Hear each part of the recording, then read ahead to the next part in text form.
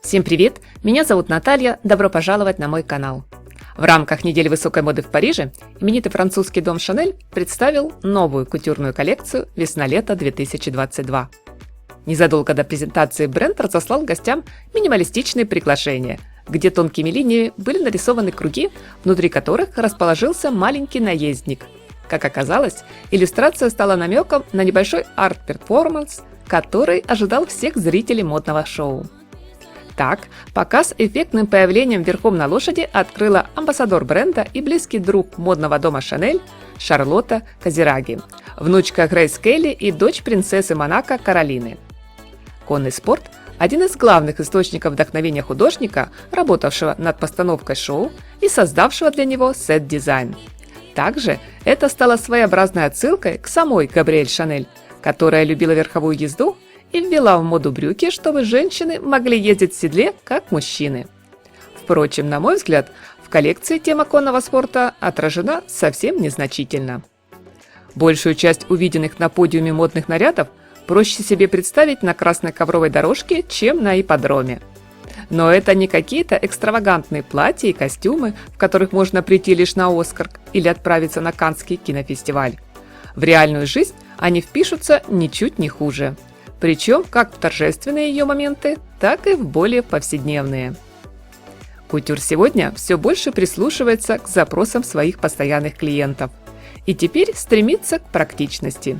Но о зрелищности и мастерстве забывать тоже никто и не думает.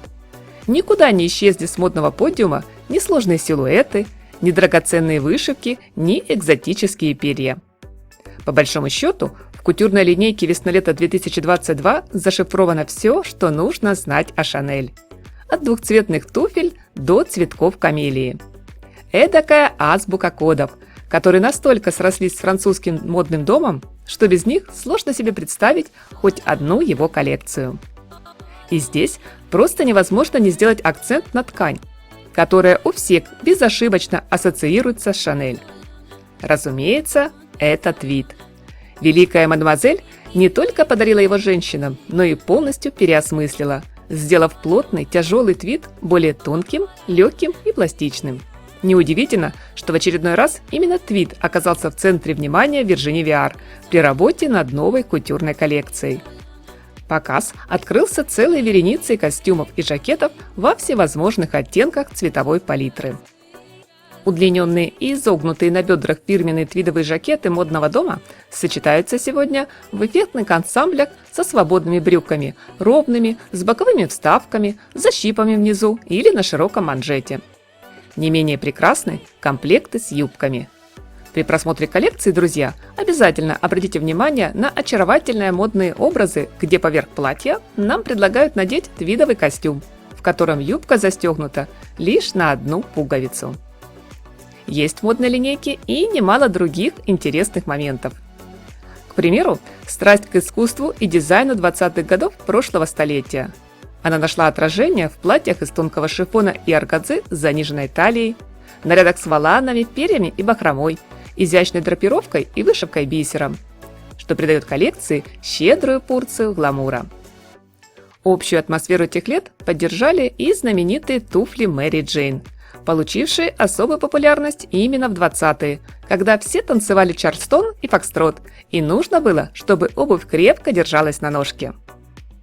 Отдельно, друзья, мне бы хотелось отметить макияж моделей. Скажу, что на просторах инета бренд Chanel подвергся целому шквалу критики за использование неоднозначного макияжа. И если в первой части показа мы видим яркий акцент на глаза в виде двойных стрелок, то далее представлено некое асимметричное решение, где на один глаз нанесли черные размазанные тени, что по задумке визажистов стало отсылкой к авангардному макияжу 20-х годов. Но часть зрителей шоу увидели в темных кругах лишь совсем неприятные синяки. Модный показ завершил образ невесты в белоснежном платье на тонких бретелях, которая несла в руках голубой букет в память о французском актере, давнем друге бренда и лице аромата Bleu de Chanel. Нежный романтичный наряд вы увидите в финальной части видео. Креативный директор компании Виржини Виар называет свою новую кутюрную коллекцию свежей и очень воздушной. Она заметно отличается от прошлых тяжеловесных пропорций. Дизайнер утверждает, что сегодня высокая мода гораздо ближе, чем вы думали. Смотрим, обсуждаем. Не забываем поставить лайк и поделиться этим видео в соцсетях. Всех моих зрителей благодарю за искренний комментарий и поддержку канала. Для меня это важно.